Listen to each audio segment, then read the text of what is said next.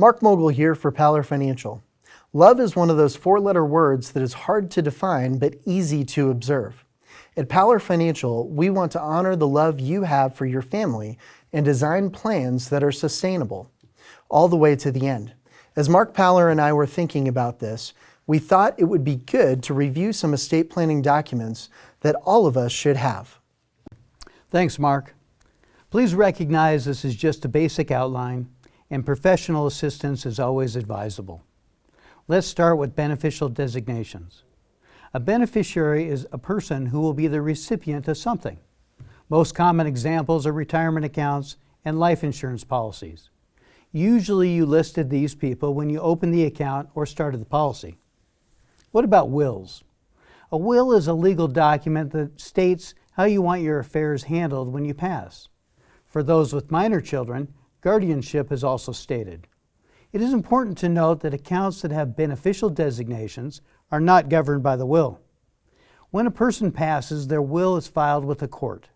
Then the court opens probate to prove that the will is valid.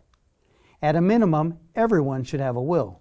The next thing we should talk about is a document that describes our end-of-life medical care. This is known by a number of names: a living will, directive to physicians, or an advance directive.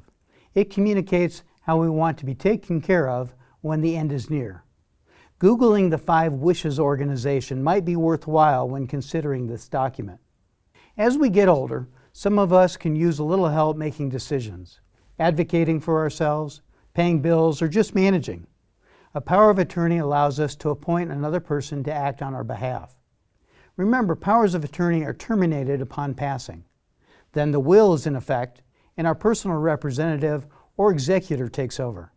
There are many other agreements and documents that may be used for those who have more complex situations. But at a minimum, we all should pay attention to these and make sure that they reflect our wishes. If you don't have these documents, please prepare them. And if you do, please review them and make sure they reflect your desires. Understand this is a gesture of love, a 4-letter word that's hard to define, but easy to observe.